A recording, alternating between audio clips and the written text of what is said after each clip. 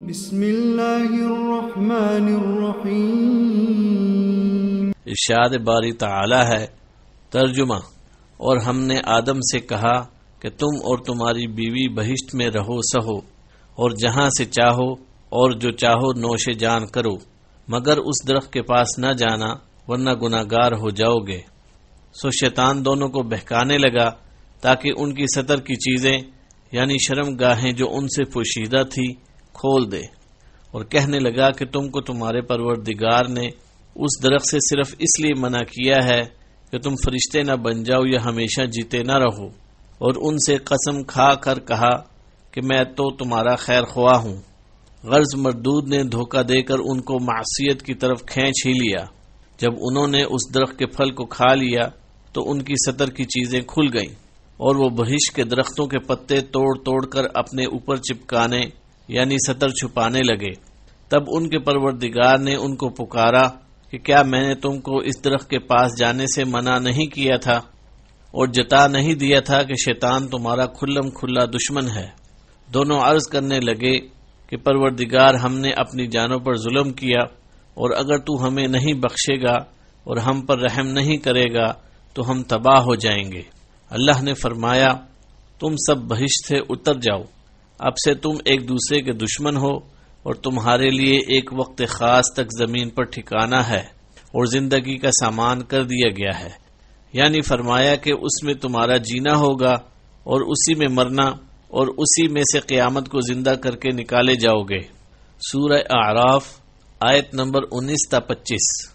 مزید ارشاد باری تعالی ہے، ترجمہ: اور ہم نے کہا کہ اے آدم، تم اور تمہاری بیوی بہشت میں رہو اور جہاں سے چاہو بے روک ٹوک کھاؤ پیو، لیکن اس درخت کے پاس نہ جانا ورنہ تم ظالموں میں داخل ہو جاؤ گے۔ جنت میں جس درخت کے قریب جانے سے روکا گیا تھا، اس کے متعلق اللہ تعالیٰ نے فرمایا، وَلَا تَقْرَبَا هَٰذِهِ الشَّجَرَةَ، اس درخت کے پاس نہ جانا۔ یہ درخت کون سا تھا؟ اس کے بارے میں مفسرین کی مختلف آراء ہیں۔ بعض علماء کے نزدیک وہ انگور کی بیل تھی، یہود کی رائے میں وہ گندم تھی۔ وہب بن منبہ رحمہ اللہ نے فرمایا، اس کا دانہ مکھن سے نرم اور شہد سے زیادہ میٹھا تھا۔ ابو مالک رحمہ اللہ نے فرمایا، وہ کھجور کا درخت تھا۔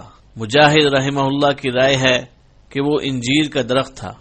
ابو العالیہ رحمہ اللہ نے فرمایا، یہ کوئی ایسا درخت تھا کہ اس کو کھانے سے قضاء حاجت کی ضرورت پیش آتی تھی، اور جنت کی زمین میں قضاء حاجت مناسب نہیں۔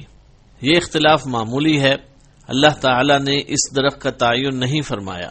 اگر اس کے تعین میں کوئی حکمت ہوتی تو اللہ تعالی متعین طور پر بیان فرما دیتا، لہذا اس میں رائے زنی سے اجتناب بہتر ہے۔ اس مسئلے میں بھی اختلاف ہے کہ آدم علیہ السلام کو جس جنت میں ٹھہرایا گیا تھا، کیا وہ آسمان والی جنت ہے یا زمین میں کوئی باغ تھا؟ اکثر علماء کی رائے یہ ہے کہ یہ جنت آسمان میں ہے اور اس کا نام جنت المأوى یا جنت الخلد ہے۔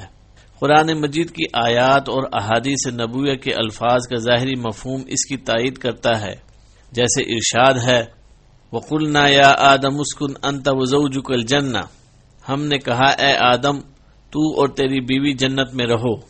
البقرہ آیت نمبر 35۔ اس آیت میں الجنہ کا العموم کا معنی نہیں دیتا، بلکہ عہد ذہنی یعنی مخاطب کو پہلے سے معلوم چیز کی طرف اشارے کے لیے ہے۔ اس صورت میں اس سے مراد وہی جنت ہو سکتی ہے جو شریعت نے بتائی ہے، یعنی جنت المأوى۔ جیسے آدم اور موسیٰ علیہ السلام کے درمیان بات چیت کے دوران میں موسیٰ علیہ السلام نے فرمایا، آپ نے اپنے آپ کو اور ہم سب کو جنت سے کیوں نکلوا دیا؟ ایک دوسری حدیث میں رسول اللہ صلی اللہ علیہ وسلم نے فرمایا، اللہ تعالی لوگوں کو جمع فرمائے گا، جب جنت مومنوں کے قریب لائی جائے گی تو وہ اٹھ کھڑے ہوں گے۔ وہ آدم علیہ السلام کی خدمت میں حاضر ہو کر عرض کریں گے، ابا جان، ہمارے لیے جنت کا دروازہ کھلوا دیجئے۔ وہ فرمائیں گے، تمہیں جنت سے تمہارے والد کی غلطی ہی نے نکلوایا تھا۔ اس حدیث میں بظاہر قوی دلیل موجود ہے کہ وہ جنت المأوى ہی تھی جس سے آدم علیہ السلام کو نکالا گیا، تاہم اس استدلال پر تنقید کی گنجائش موجود ہے۔ دوسرے علماء رحمہ اللہ علیہم فرماتے ہیں کہ کہ جس جنت میں آدم علیہ السلام کو رکھا گیا تھا وہ جنت الخلد ہمیشہ کی زندگی والی جنت نہیں تھی، کیونکہ انہیں ایک درخت کا پھل کھانے سے منع کیا گیا تھا اور اس جنت میں سو گئے، اس سے نکالے گئے، اس جنت میں ان کے پاس ابلیس آیا۔ ان امور سے معلوم ہوتا ہے کہ وہ جنت المأوا نہیں تھی۔ اس قول کی تائید میں موجودہ تورات کے بیان کو بھی پیش کیا جاتا ہے۔ خلاصہ کلام یہ ہے کہ وہ جنت جس میں آدم و حوا علیہم السلام رہے، اس کے بارے میں دو آراء ہیں۔ ایک، وہ جنت الخلد ہے۔ دو، وہ کوئی اور جنت تھی جو اللہ تعالی نے ان کے لیے تیار کی اور اس میں ان کی آزمائش ہوئی۔ وہ جنت الخلد نہیں، کیونکہ وہ دار الامتحان نہیں، دار الجزا ہے۔ دوسرے قول کے قائلین میں پھر اختلاف ہے۔ ایک قول یہ ہے کہ وہ جنت آسمان میں تھی، کیونکہ اللہ تعالی نے انہیں اس سے نیچے اتارا۔ دوسرا قول یہ ہے کہ وہ جنت زمین میں تھی، کیونکہ اللہ تعالی نے آزمائش کے طور پر انہیں ایک خاص درخت سے منع فرمایا تھا، دوسرے درختوں کے پھلوں سے نہیں، اور یہ واقعہ ابلیس کو سجدے کا حکم دیے جانے کے بعد کا ہے۔ واللہ اعلم۔ دوسرے قول والوں کی طرف سے ایک سوال اٹھایا گیا ہے جس کا جواب دینے کی ضرورت ہے۔ وہ کہتے ہیں، یقینی بات ہے کہ جب ابلیس نے آدم علیہ السلام کو سجدہ کرنے سے انکار کیا تو اللہ تعالیٰ نے اسے جنت سے نکل جانے کا حکم دے دیا، اور یہ حکم قانونی حکم کی حیثیت نہیں رکھتا تھا جس کی تعمیل بھی ممکن ہے اور عدم تعمیل بھی، بلکہ یہ تنفیذی حکم تھا جس کی عدم تعمیل اور اس سے سرتابی ممکن نہیں۔ اس لیے فرمایا، اخرج منہا مذءوما مدحورا، ترجمہ، نکل جا یہاں سے ذلیل و خوار ہو کر، سورہ اعراف آیت نمبر 18۔ اور فرمایا، فاہبط منہا فما یکون لک ان تتکبر فیہا، اس سے اتر جا، تجھے کوئی حق نہیں کہ اس میں رہ کر تکبر کرے، سورہ اعراف آیت نمبر 13۔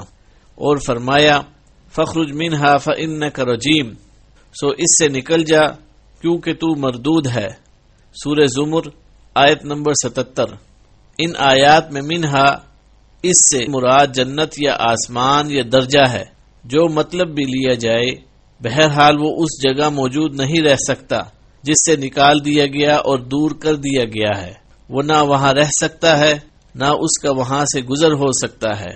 وہ یہ بھی کہتے ہیں، قرآن مجید کی آیات کا ظاہر مفہوم یہ ہے کہ ابلیس نے آدم علیہ السلام کے دل میں وسوسہ ڈالا اور انہیں مخاطب کر کے کہا، ترجمہ، بھلا میں تم کو ایسا درخت بتاؤں جو ہمیشہ کی زندگی کا ثمرہ دے اور ایسی بادشاہت کہ کبھی زائل نہ ہو، سورۃ طٰہٰ آیت نمبر 120۔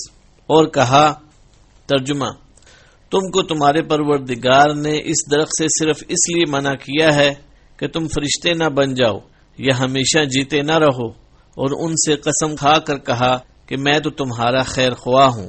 غرض مردود نے دھوکہ دے کر ان کو معصیت کی طرف کھینچ ہی لیا، سورہ اعراف آیت نمبر 20 تا 22۔ ان آیات سے معلوم ہوتا ہے کہ وہ ان کی جنت میں ان کے ساتھ موجود تھا۔ اس کا جواب یہ دیا گیا ہے کہ عین ممکن ہے وہ جنت میں سے گزرتے ہوئے ان سے ملا ہو، اس کے لیے ضروری نہیں کہ وہ بھی جنت میں ٹھہرا ہو، اور یہ بھی ہو سکتا ہے کہ اس نے جنت کے دروازے پر کھڑے ہو کر یا آسمان کے نیچے سے آدم و حوا کے دل میں یہ وسوسہ ڈالا ہو۔ واللہ اعلم۔